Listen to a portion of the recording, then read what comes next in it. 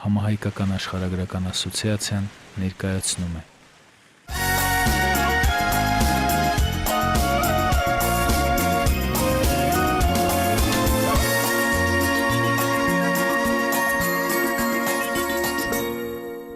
Ծրագիրն իրականացվել է Հայաստանի Հանրապետության Սփյուռքի նախարարության աջակցությամբ։ Ծրագրի գործընկեր Հայկական բարեգործական ընդհանուր միություն։ Ծրագրի գլխավոր գործընկեր Vivatel MTS։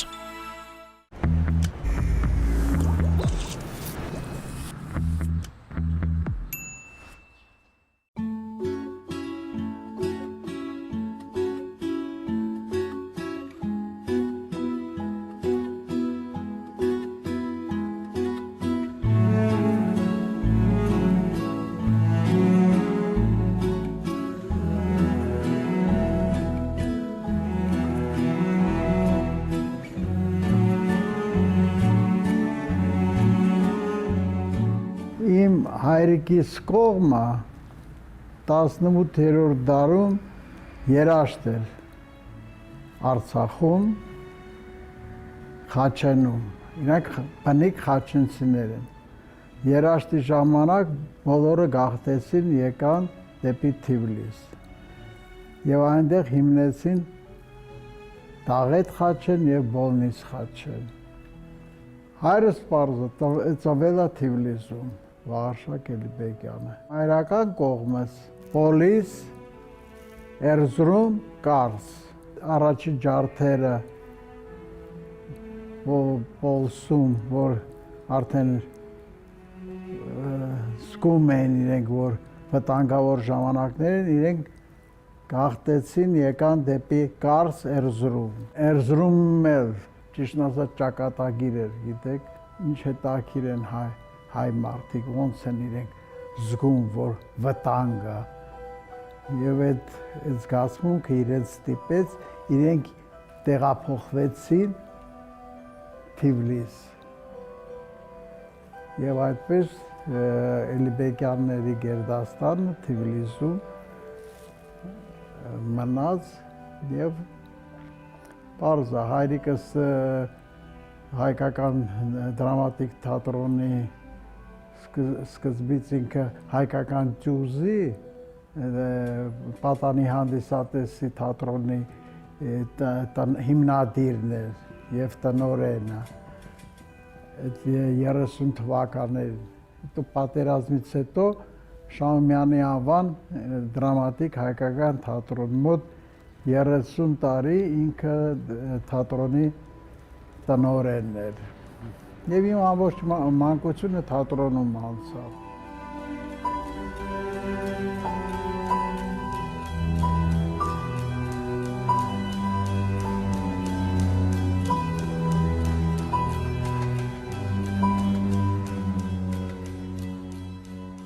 Ճակատագիրը այդպես ստացվեց, քանի որ հավանական այն ժամանակ հիմա ես կարող եմ որոշ մեկնաբանեմ, գտնեմ այդ բալանին, ինչպես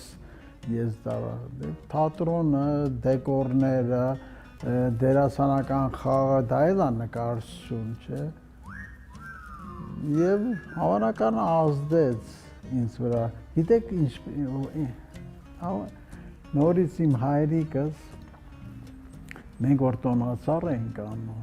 դնում մեծ, մեր տունը Սովոլակում է հին Արգունտյան իշխանների տունն էր, հետո դառավ, որ արդեն եկա փոխվեց համակարգը, այդ հայր տունը, այդ տունը տվեցին հայ մշակույթի գործիչներին, գրողներ, նկարիչներ, թատերական դերասաններ, հայրիկս էլ այնտեղ տուն ստացավ և մենք բարձր առաստաղ էր, մոտ 4.5 մետր մեր բնակարանը, տոնածառ էինք դնում և ամբողջ եղբայրս, քույրս, մայրս, ես և հայրիկս էր ինքն էր ղեկավարում, մենք զարդարում էինք Այն ժամանակ չկային խաղալիքներ, ստիպված մենք բամբակից, վաներից հայրիկը սարքում էր և մենք բոլորս մասնակցում ենք։ Հավանականը դրա մեջ մի խաղ կար և նկարչություն կար և արվեստ կար, չգիտեմ։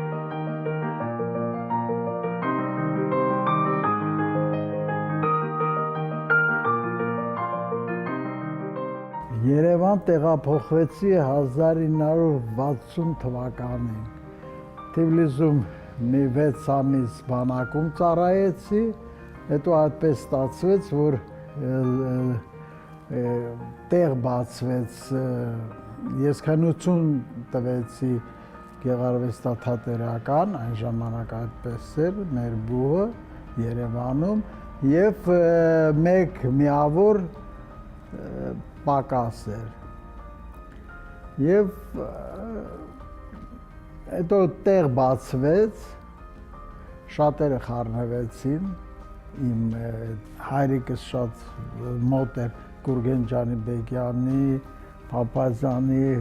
Վավգեն Ներսիսյանի հետ, բոլորը խառնվեցին և մեկ տեղ ինձ համար, հայրիկիս Վաղարշակ Էլիբեկյանի որդու համար ավելացրեցին և եկա և այդպես մնացի մինչև այսօր։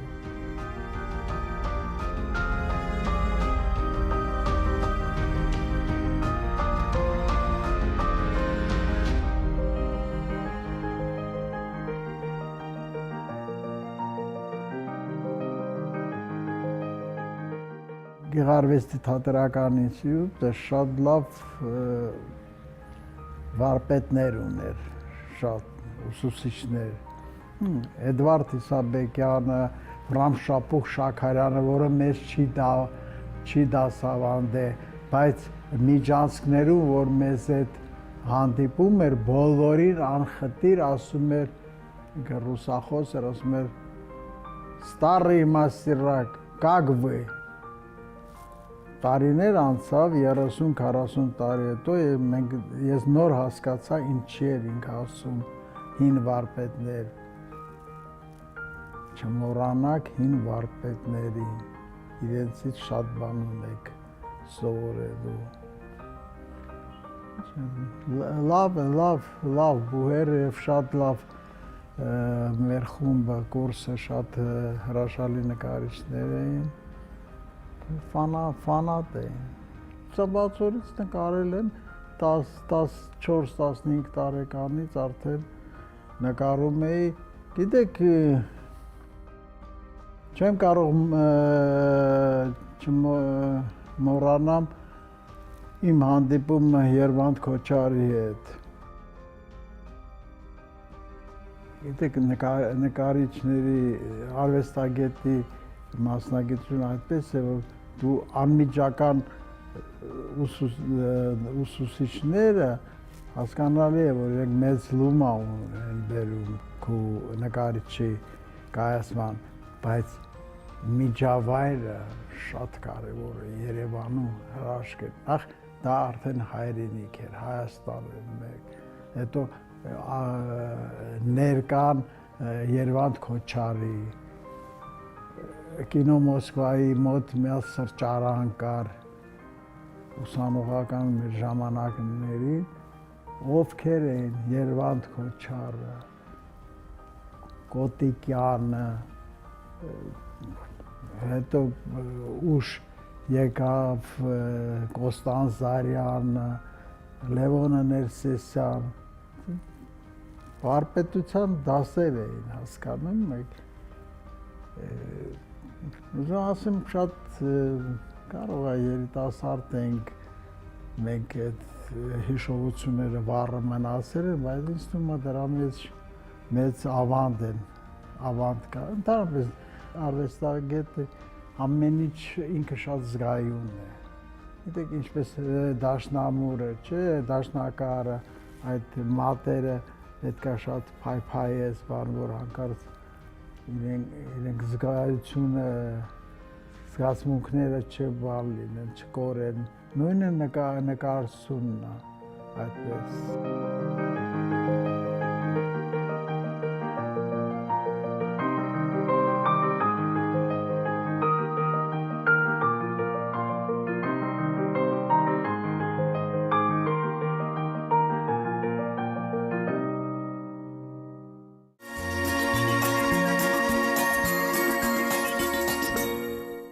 Ծրագիրն իրականացվել է Հայաստանի Հանրապետության Սփյուռքի նախարարության աջակցությամբ։ Ծրագրի գործընկեր Հայկական բարեգործական ընդհանուր միություն։ Ծրագրի գլխավոր գործընկեր Vivacell MTS։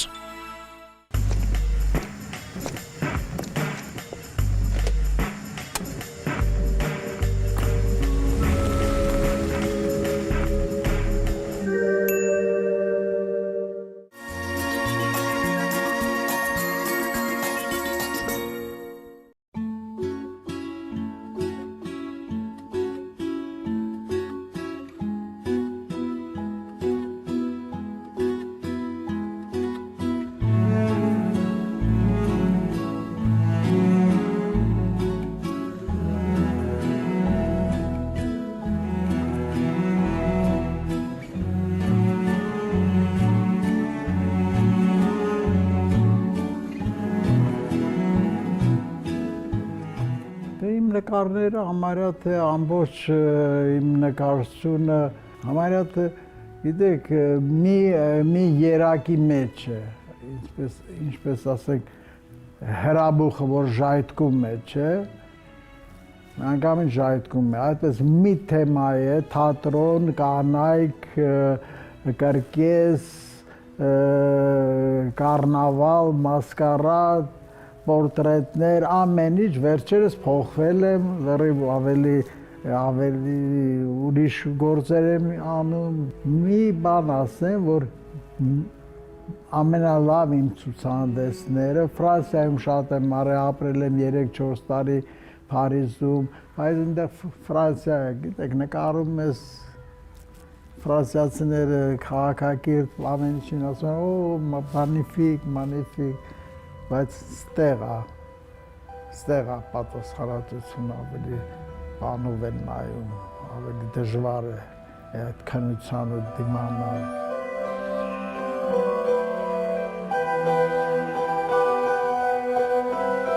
Այս ցուցահանդեսը Էլիբեկյանի նոր վերաբերմունք, նոր մտածելակերպ,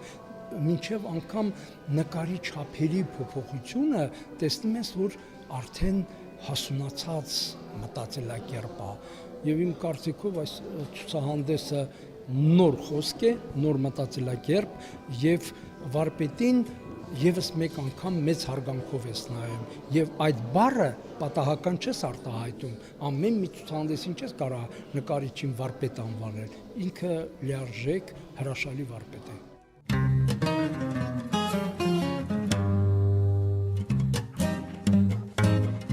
Երբ ասում են Ռոբերտ Էլիբեկյան,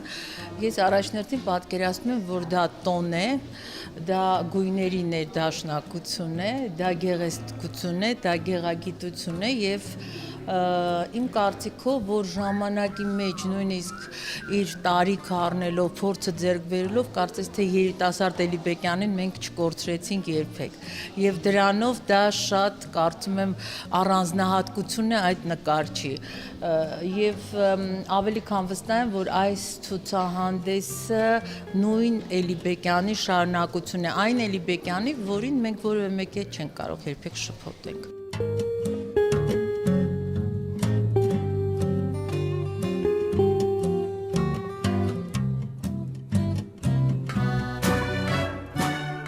Սա մի ամբողջ տաղանդավոր ընտանիք է։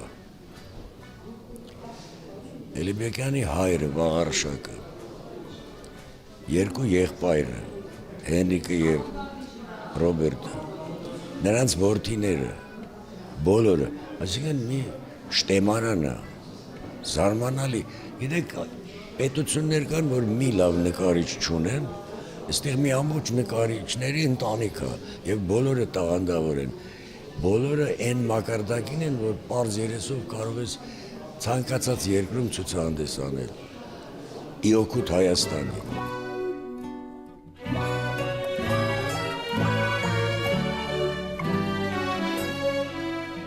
Արվեստին եւ մասնավորաբար գեղանկարչությանը նվիրված Էլիբեկյան մեծ գերդաստանի նկատմամբ խորին հարգանքի զգացում ունեմ, որ սերնդի է, որ նա պատկանի եւ ահավասիկ Ռոբերտ Էլիբեկյանն է, որը այսօր մեր հետ նույն քաղաքում է, կամ մենք իր հետ նույն քաղաքում ենք։ Եվ լավ է, որ այսօրվա այս ցուցահանդեսը կա, անակնկալ չէ ինձ համար սա, որտեղ ես երբեմն հանդիպում եմ Էլիբեկյանին, մենք նստում, խոսում ենք տարբեր հարցերի շուրջ, ես հետևում եմ իր աշխատանքներին եւ գիտեմ, որ ահա այսպեսին է այսօր Էլիբեկյանը իր հասունության բարձր շեմին հասած։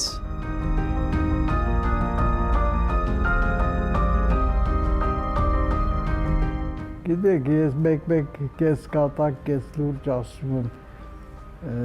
թղթակիցներին, եթե ձեզ թվում է, որ ես ամեն օր աշխատում եմ, դա սուտ է։ Չգիտես, մի հետաքրքիր իրավիճակ ա լինում, մեկ գալիս եմ արվեստանոց, ժամերով նստում եմ 1 օր, 2, 3 օր եւ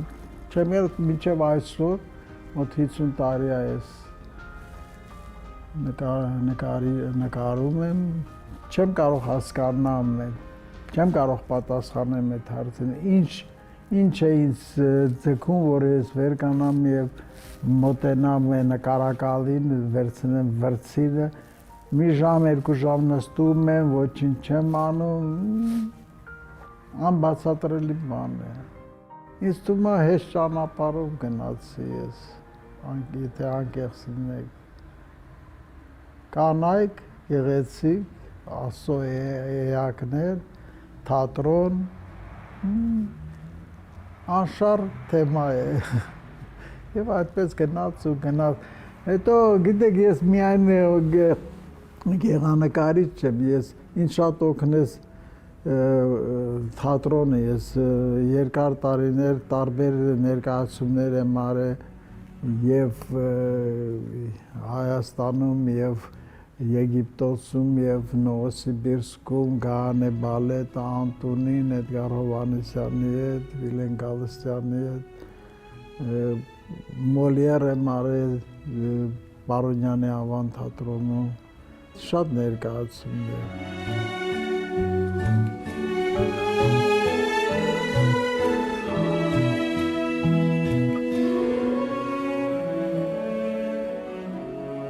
Ամենաառաջի քննադատը ես եմ։ Ես գործ կա, որ 2-3 տարի ինձ թվում է վերջացնում եմ, կարող եք հետևը նայեք գրածը 2099 թիվ, 2001, 2004 թիվ։ Անդրադառնում ես չեմ շատ քիչ է որ լինում է, որ ես գոհ լինեմ։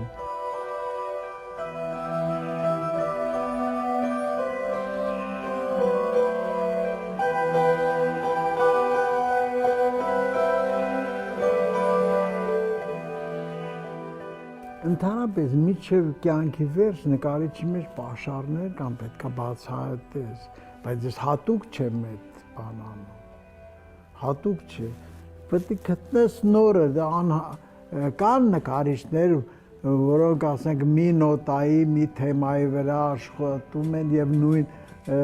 ձևով են նկարում,